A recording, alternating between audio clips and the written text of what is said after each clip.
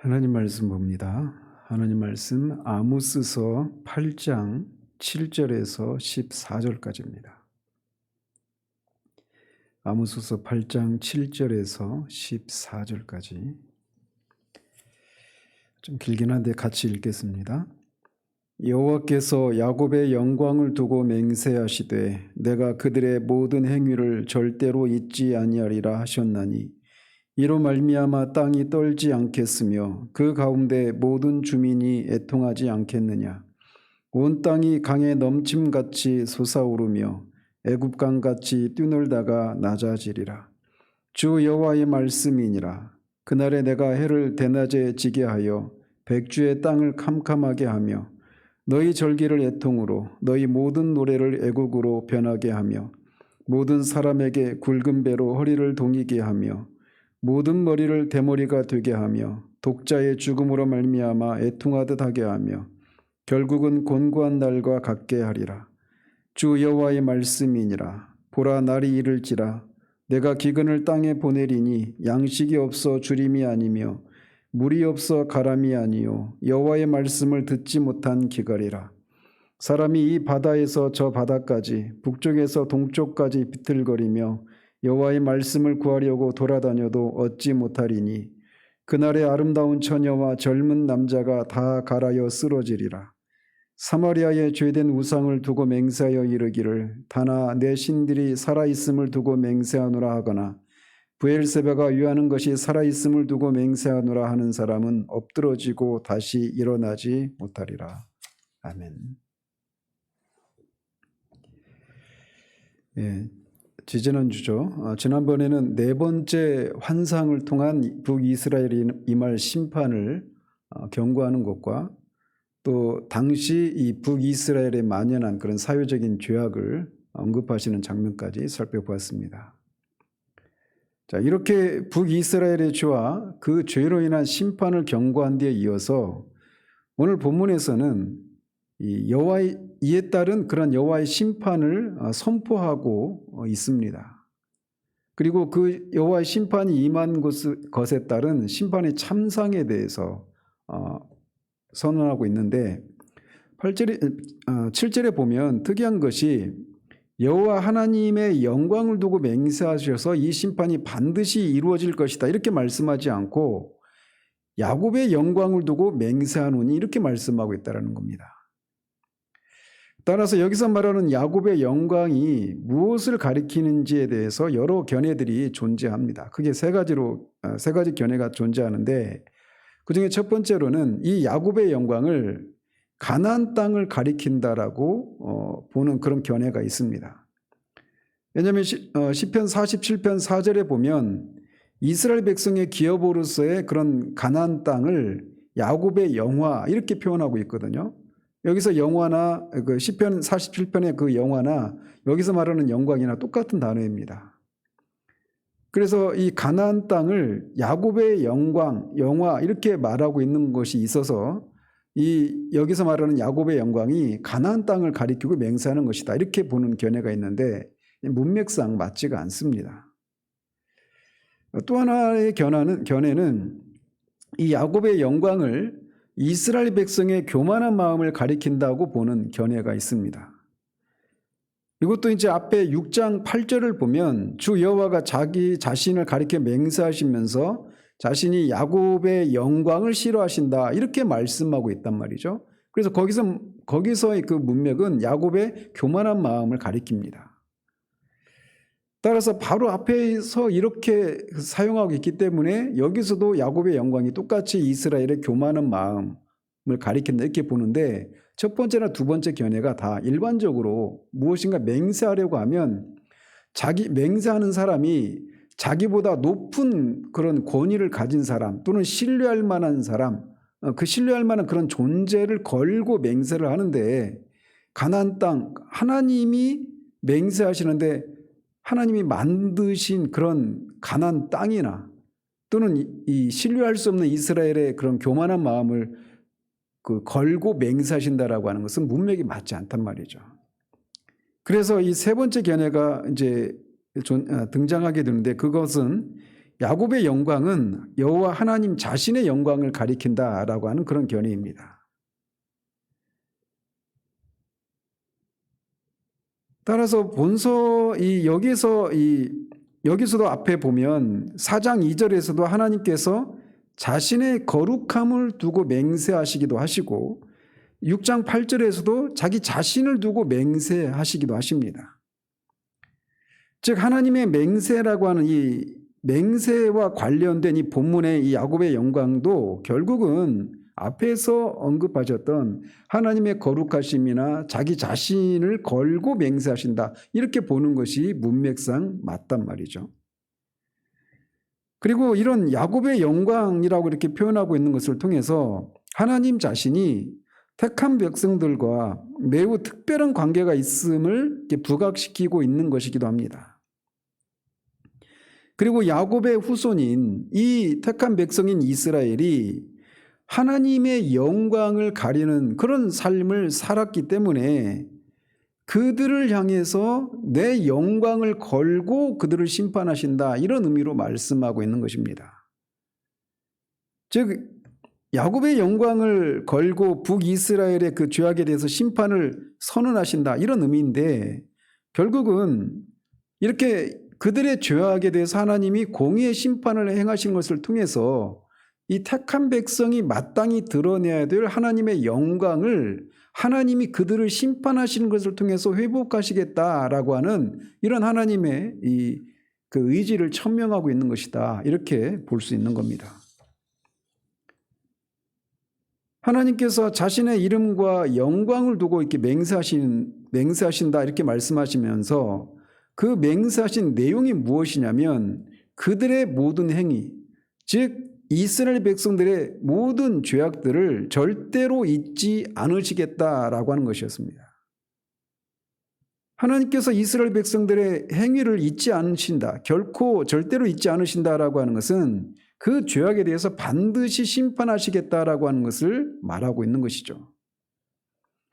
왜냐하면 그렇게 그들의 죄악에 대해서 하나님이 심판하신 것을 통해서 결국 하나님의 공의를 드러내서 하나님의 영광을 회복하시는, 이런 회복하시기 위해서 그들을 심판하시는 것인데, 하나님의 영광은 하나님의 존재에 있어서 그 본질에 해당되는 거란 말이죠. 하나님에게 영광이 없는 하나님, 이건 생각할 수가 없는 겁니다. 그렇기 때문에 에스겔 선지자나 이런 선지서들에서 계속 말씀하고 계신 것처럼 하나님은 자신의 영광을 어느 누구에게도 주지 않으시는, 질투하시는 하나님이라고 자신을 그렇게 표현하지 않으십니까? 그렇기 때문에 이 이스라엘의 백성들에 의해서 실추된, 훼손된 하나님 자신의 영광을 그들을 심판하시는 것을 통해서 반드시 회복시키시겠다, 이렇게 말씀하고 있는 거예요. 그래서 하나님께서 그들의 죄를 절대로 잊지 않으시겠다, 이 말씀은 결국 그들을 반드시 심판하시겠다라고 하는 그런 의미가 있는 것이죠. 근데 여기서 이제 문맥과는 조금 다르긴 한데, 하나님께서 이렇게 절대로 잊지 않으시겠다라고 하는 것은 반드시 그것을 기억하시고 반드시 그에 따라 심판을 내리시겠다라고 하는 것을 의미합니다. 그런데 그와 반대로 하나님이 예레미야서에서 보면 새 언약을 통해서 그 새 언약의 특징을 말씀하시면서 내가 그들의 죄를 절대로 기억하지 않으시겠다라고 말씀하십니다. 이것과 정반대로 말이죠. 우리가 예수 그리스도를 믿으면 하나님이 우리의 죄를 그렇게 절대로 기억하지 않으시겠다라고 말씀하시는 거예요. 이거를 이제 좀 어려운 신학적인 용어로 하나님의 절대적 망각, 이렇게 표현하죠. 전능하신 망각. 그리스도 예수 안에 있는 자들의 죄를 하나님이 전능하신 능력을 발휘하셔서 기억하지 않으십니다.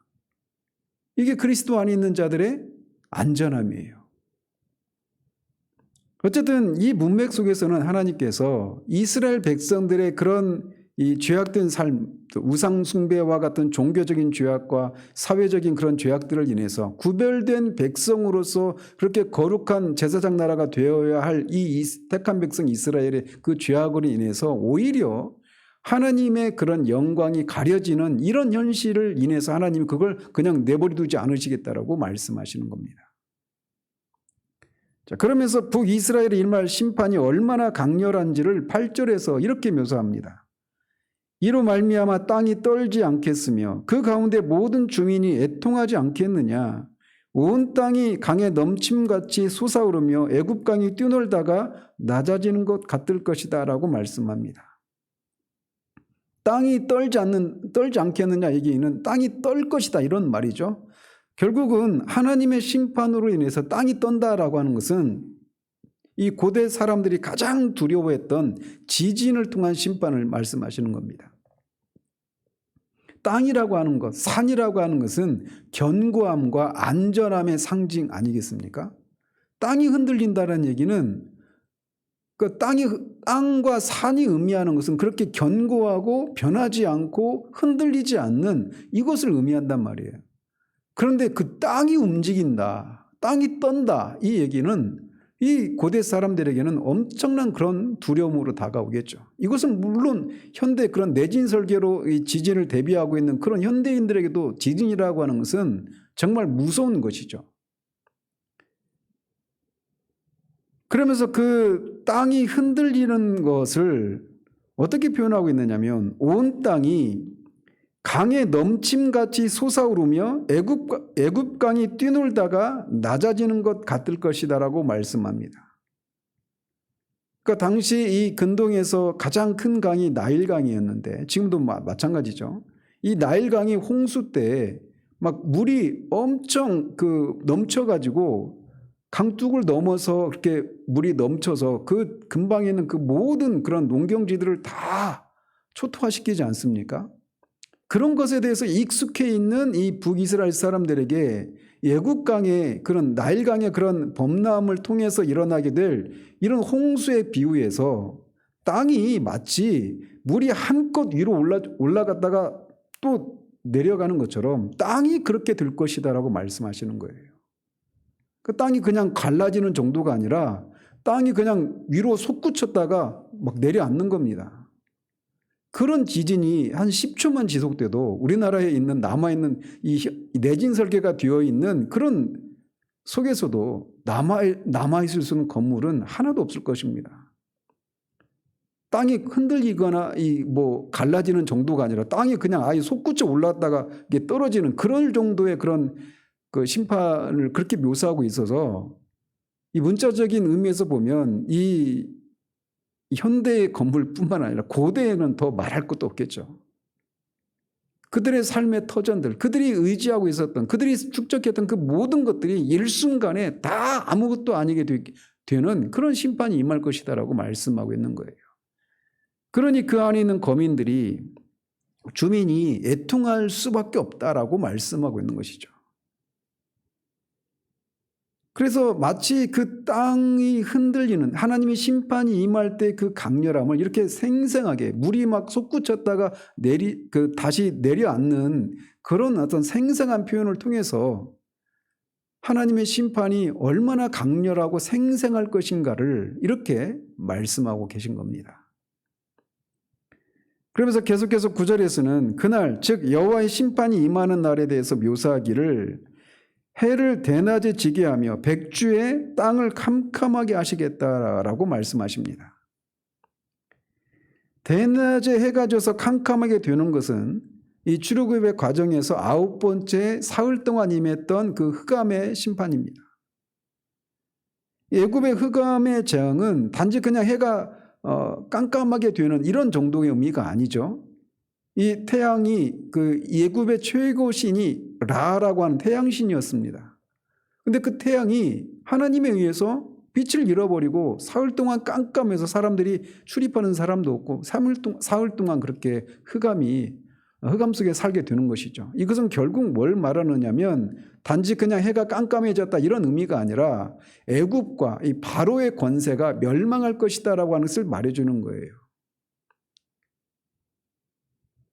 그런 점에서 아모스가 북이스라엘의 멸망을 이게 선포하는 예언에서 대낮에 해가 져서 땅에 흑암이 임하는 이런 비유를 사용하고 있는 것은 이 북이스라엘의 왕조의 파멸이 가까이 왔다라고 하는 것을 말해주고 있는 겁니다.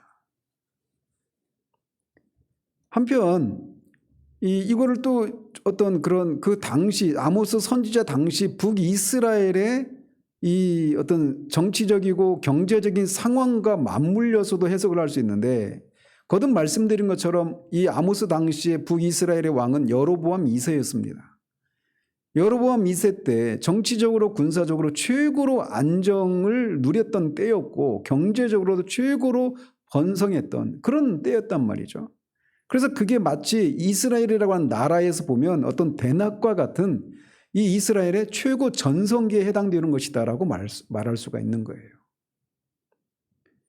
근데 이렇게 이 북이스라엘이 대낮과 같이 그런 최고 전성기를 누리고 있었던 그때 누가 이 대낮에 해가 깜깜해지고 땅이 어두워질 것이라고 누가 기대를 하겠습니까? 일반적으로 그렇지 않습니까?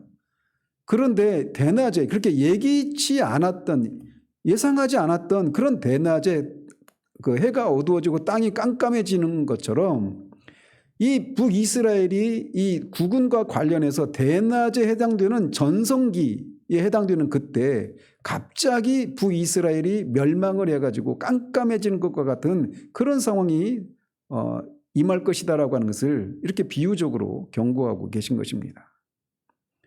실제로 이 여로보암 2세 때가 이 북이스라엘의 최고 전성기였는데, 최고 전성기 때 왕인 여로보암이 죽고 나서 그 뒤로 6명의 왕이 일어납니다. 그런데 그 6명의 왕이 총 재위 기간이 30년밖에 되지 않아요. 여로보암 왕만 하더라도 40년 동안 이 통치를 했거든요. 그런데 그 이후에 30년 동안 6명의 왕이 계속 반란과 반란이 이어져서 계속 그렇게 일어납니다. 그리고 30년 만에 북이스라엘이 완전히 멸망을 하게 됩니다. 그래서 대낮 같은 전성기를 누렸던 북이스라엘이 30년 만에 그렇게 갑작스럽게 북이스라엘이라는 나라 자체가 아예 없어져 버리는 그런 심판을 당하게 되었단 말이죠. 그것을 이렇게 비유적으로 묘사하고 있는 것입니다.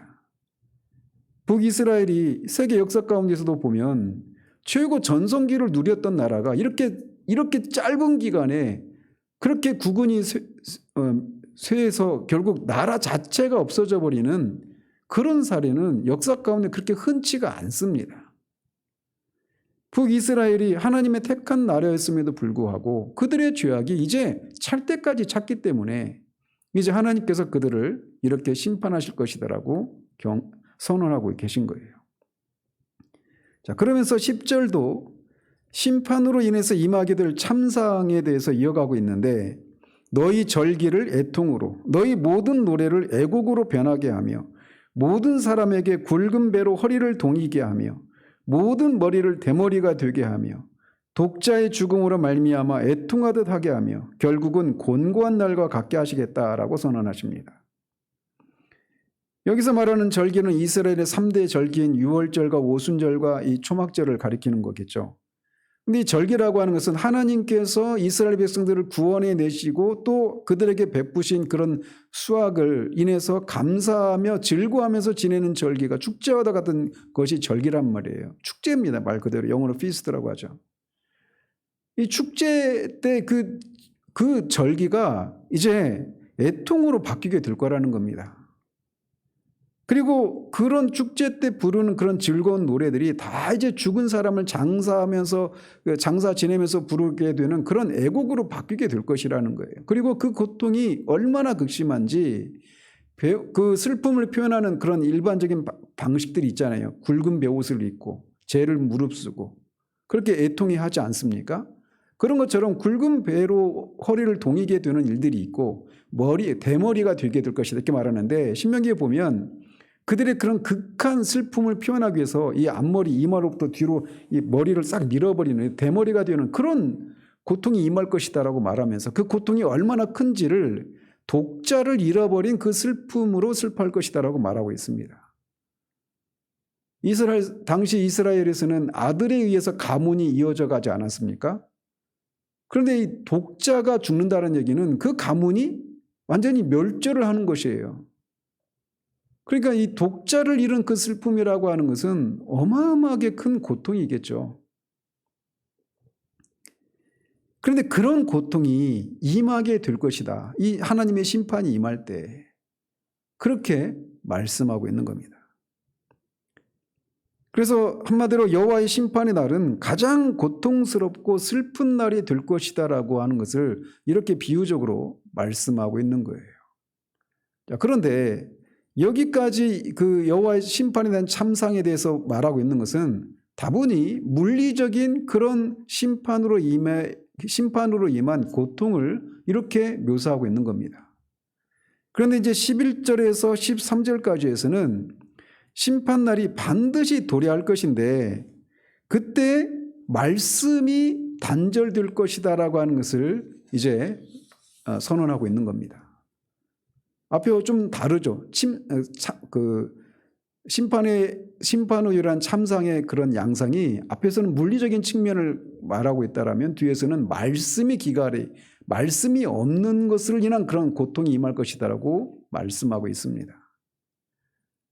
11절에 주 여호와의 말씀이니라. 보라, 날이 이를지라. 내가 기근을 땅에 보내리니 양식이 없어 주림이 아니며 물이 없어 가람이 아니요 여호와의 말씀을 듣지 못한 기갈이라. 여기서 말하는 기근은 그냥 한 개인이 어떤 경제적으로 어렵고 가난해서 먹을 것이 없는 이런 정도가 아니라 국가적으로 임하는 그런 가난을 말합니다. 그래서 국가적으로 어떤 흉년이 들었거나 전쟁으로 인해서 더 이상 수확을 할 수 없는 그런 것 때문에 임하는 기근을 말하는 거예요.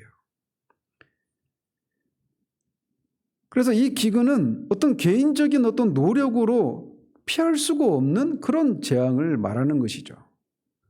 그리고 여기서 또 양식이라고 하는 것은 양식이 없어 주림이 아니며라고 할 때 그 양식이라고 하는 것은 뭐 몇 주나 몇 달 또는 뭐 더 긴 기간 동안 먹을 것을 쌓아놓은 그런 의미의 양식이 아니라 오늘 당장 하루도 먹을 수 없는 그런 양식이 없는 그런 상태를 말하는 겁니다. 그래서 당장 한 끼 식사도 해결할 수 없을 정도로 그렇게 양식이 없는 주림을 말하는 거예요. 근데 그런 주림이 아니다라고 말하고 있는 거죠. 그리고 물이 없어 가람이라고 하는 이런 표현도 어떤 전쟁이나 이런 것으로 인해서 마실 물이 없어서 당장 사람이 목말라서 죽어가는 어떤 그런 데서 오는 그런 물이 없음을 말하는 겁니다. 따라서 기근이나 그런 양식 당장 하루 한 끼도 먹지 못하는 그런 상황, 그런 극한 굶주림, 그리고 목마름, 물을 한 모금이라도 마시지 않으면 죽을 수밖에 없는 그런 절박한 상황 가운데 있는 그 기가람, 이게 얼마나 큰 고통입니까? 그런데 이 심판날이 임할 것은 그런 고통이 분명히 그런 고통도 있겠지만 그런 고통하고는 성격이 다르고 더 근본적인 고통이 임할 거라는 거예요. 그게 뭐냐? 여호와의 말씀이 없어서 생겨난 기갈이 임할 것이다 라고 말씀하고 있다는 겁니다. 그래서 하나님께서 보내신 이 기근이 뭐 떡이나 물이 없어서 생기는 이런 기근 정도의 의미가 아니라 하나님의 말씀을 그들이 들을 수 없는 그런 기근이 임할 것이다 라고 말하고 있는데 이게 앞에서 언급한 이 고통보다 더 큰 고통이라고 하는 것을 말씀하고 있는 거예요. 이것을 통해서 우리에게 하나님이 말씀하고 있는 게 뭐냐면 인간이라고 하는 존재는 마태복음 4장 4절에서 주님께서 사탄에게 말씀하셨던 것처럼 사람이 떡으로만 살 것이 아니요 하나님의 입에서 나오는 모든 말씀으로 살 것이니라라고 하는 이 말씀을 통해서 사탄을 물리치지 않으셨습니까? 사람이라고 하는 존재가 인간은 먹고 마시고 어떤 물리적인 이런 것을 통해서 육체적인 만족을 얻는 것으로 인간의 존재가 만족을 누리는 그런 존재가 아니라고 하는 것을 말해주는 겁니다. 하나님의 입에서 나오는 말씀, 결국은 하나님과의 관계를 누리고 그 하나님을 즐거워하고 하나님을 영화롭게 하는 그런 삶을 살아가는 것, 하나님을 아는 것, 이것이 인간을 인간되게 하는 것이고 인간이 참된 만족을 누리는 근본적인 그런 양식이라고, 음료라고 말씀하고 있는 거예요. 그런데 그것을 이제 얻지 못하게 하시겠다라고 말씀하고 있는 겁니다. 또 하나님의 말씀은 결국은 하나님의 임재를 가리키기도 합니다.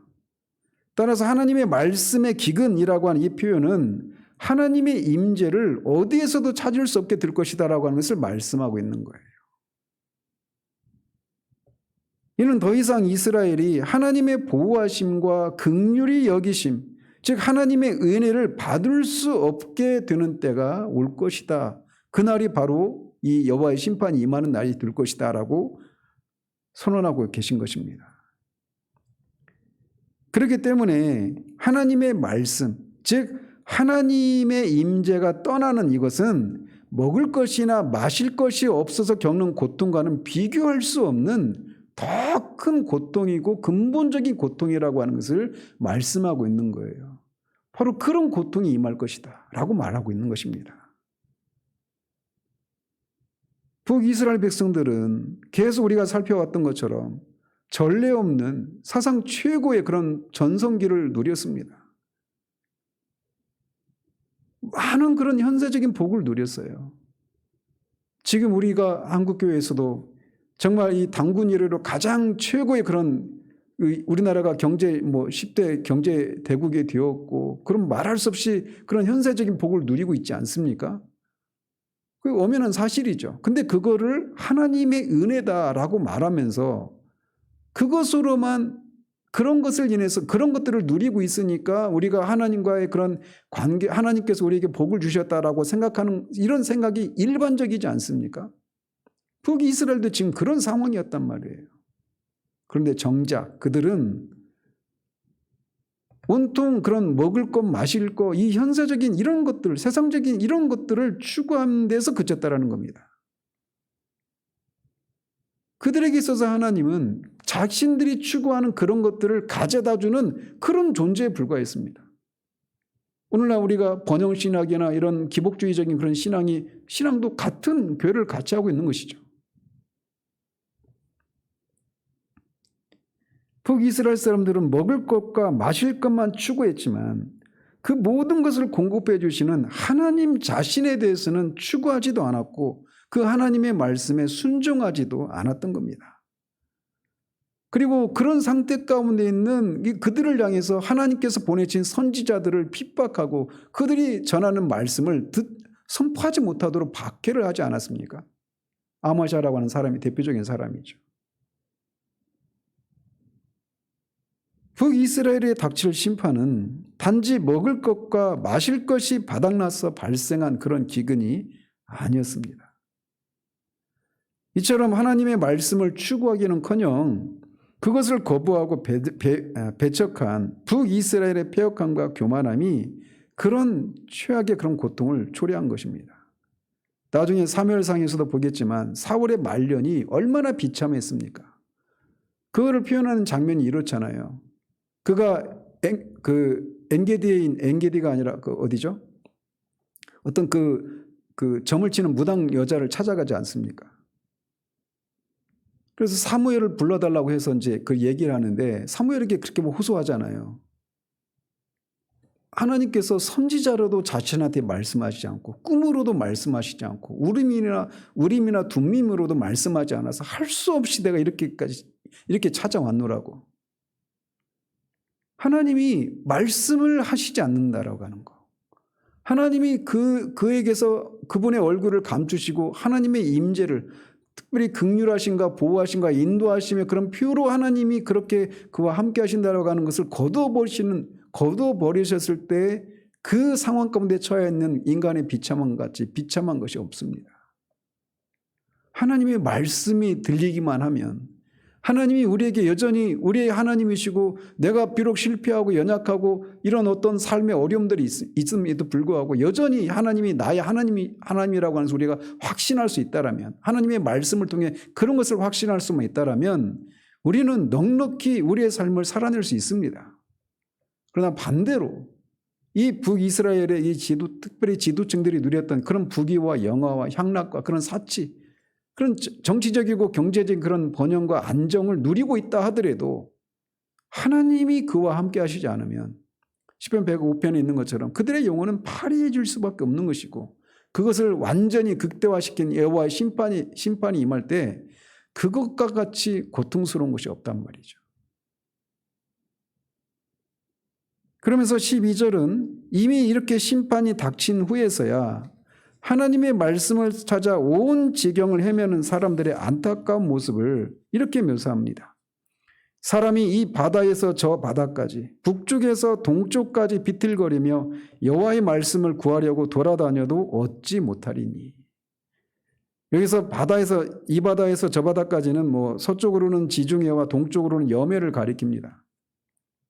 그 북쪽과 동쪽도 결국 다 같은 것을 말하는 것인데, 결국은 여호와의 말씀을 구하려고 이스라엘 온 전역을 막 돌아다니는 것을 이렇게 표현하고 있는 거예요. 특별히 여기서 구하려고 할 때 그 구한다라고 하는 것이 그냥 단순히 그냥 어떤 찾는 이런 정도가 아니라 필사적으로 그 말씀을 반드시 내가 듣고야 말겠다라고 하는 그런 필사적인 그런 모습으로 막 동냥하듯이 이렇게 막 찾아다니는 그런 모습을 가리키는 겁니다.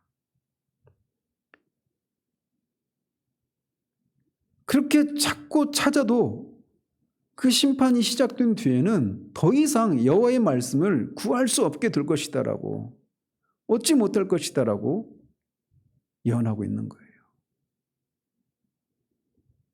이처럼 구석구석을 샅샅이 찾아도 그들이 하나님의 말씀을 얻지 못할 것이다 라고 말씀하고 있는 것은 이제 말씀이 완전히 이 이스라엘 땅에 더 이상 선언되지 않고 그들이 말씀과 완전히 단절될 것을 말하고 있는 것입니다.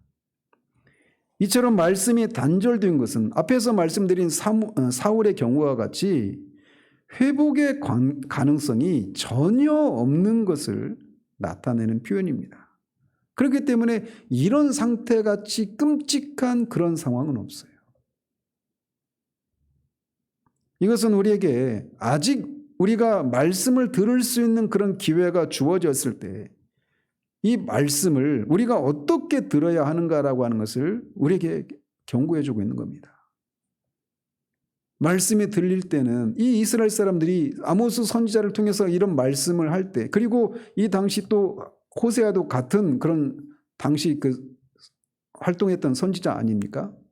그런 선지자들을 통해서 이들이 끊임없이 이런 경고의 말씀을 들었지만 귀뚱으로 듣고 그 패역한 길에서 돌아오지는 않았습니다.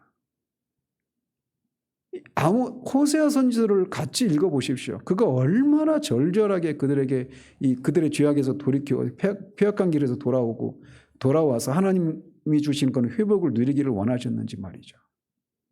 그런데도 돌아오지 않았습니다. 더 이상 그 말씀이 이제 더 이상 선포하는 사람도 없거니와, 그래서 아무리 그런 말씀, 여호와 말씀을 구해도 구할 수가 없는 때가 올 것이다, 이렇게 경고하고 있는 겁니다. 자, 그러면서 13절에서는 심판을 받는 날에 아름다운 처녀와 젊은 남자가 다 갈아여 쓰러질 것이다, 이렇게 말씀하고 있습니다. 보통 어떤 심판이 임하면 그게 전쟁의 형태로 임하는 것이라 전쟁의 형태로든지 기근이든지 뭐든지 간에 그 심판이 임할 때 가장 먼저 그렇게 고통을 접하는 사람들은 노약자들이겠죠.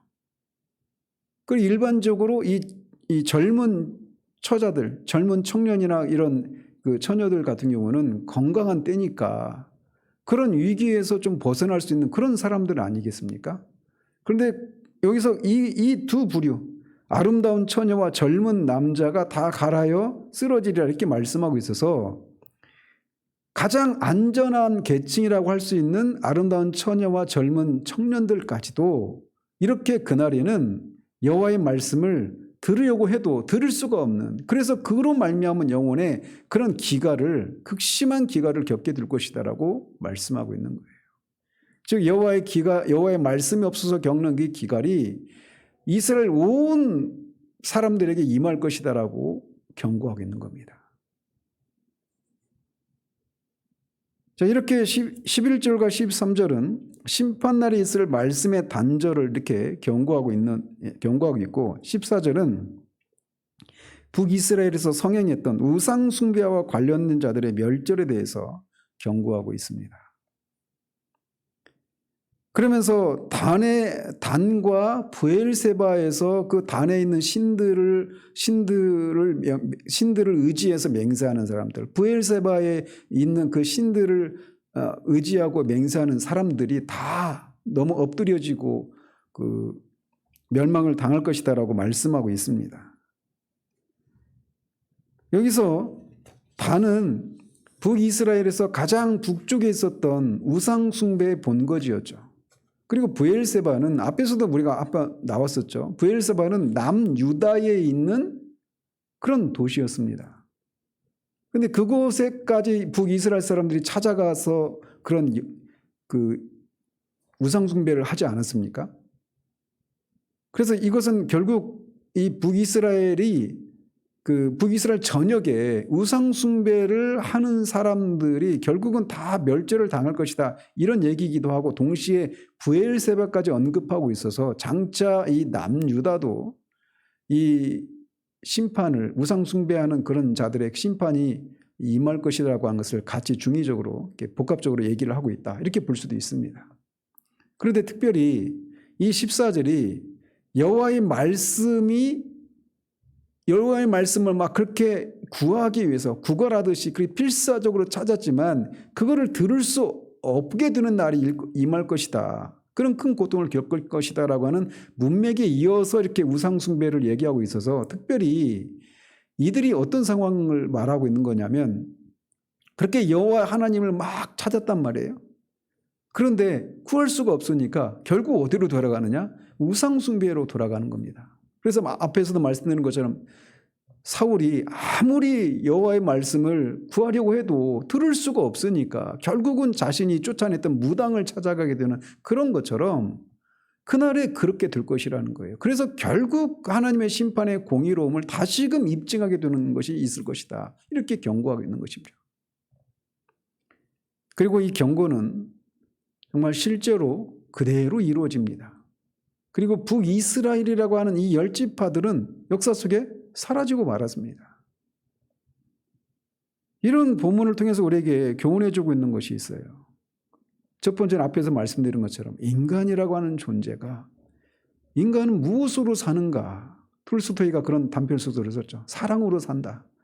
예, 맞습니다. 근데 그 사랑이, 거기서는 어떤 사람과의 그런 사람의 사랑을 받는 이런 것으로 이렇게 산다라고 하는 얘기가 주를 이루고 있는데, 결국은 하나님과의 관계를 누리는 것, 이것을 통해서 인간이 살아있음을 알고 누리게 된다는 것을 우리에게 교훈해 주고 있는 거예요.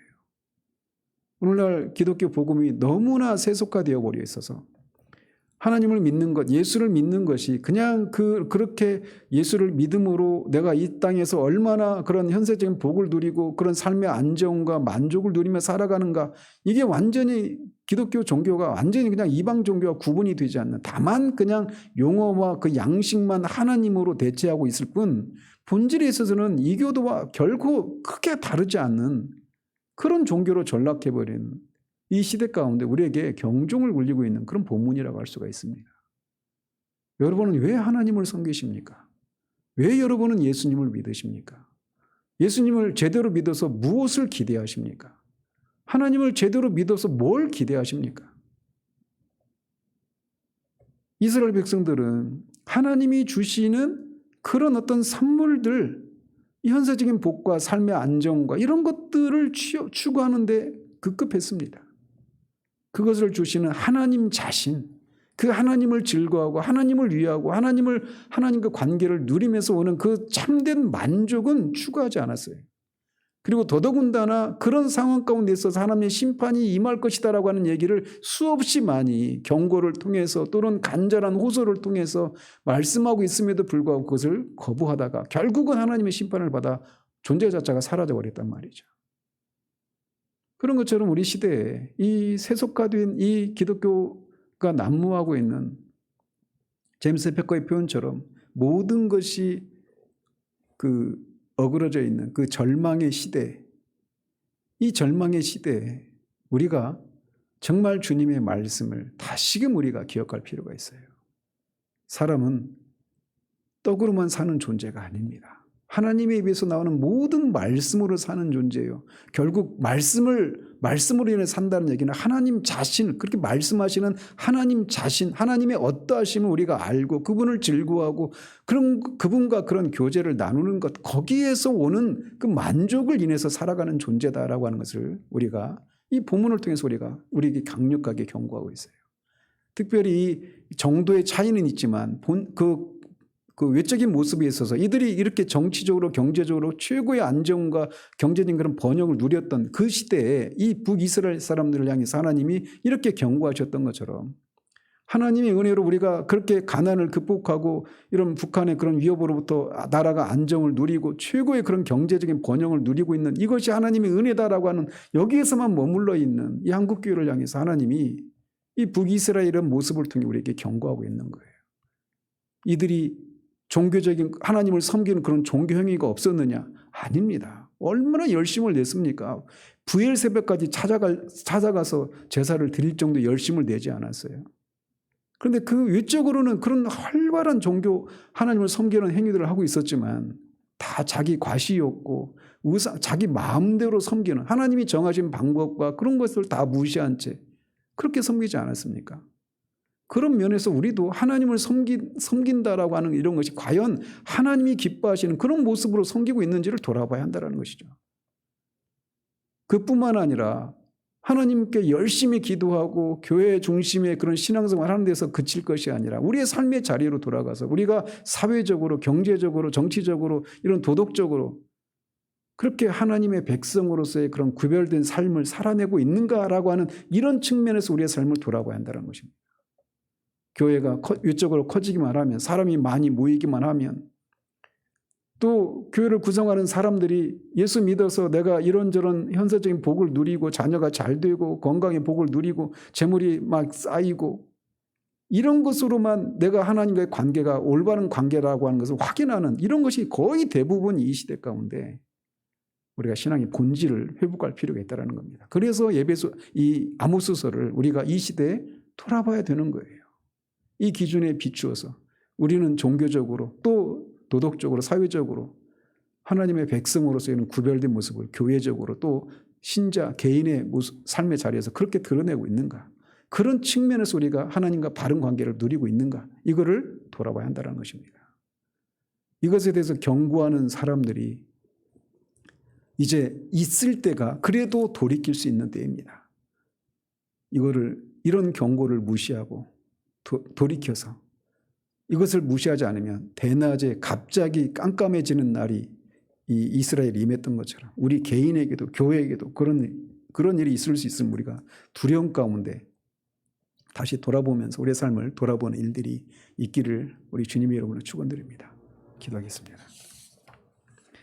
하나님 아버지, 북이스라엘이 임하게 될 이 심판의 참상에 대해서 마지막으로 선언하시는 장면을 살펴보았습니다.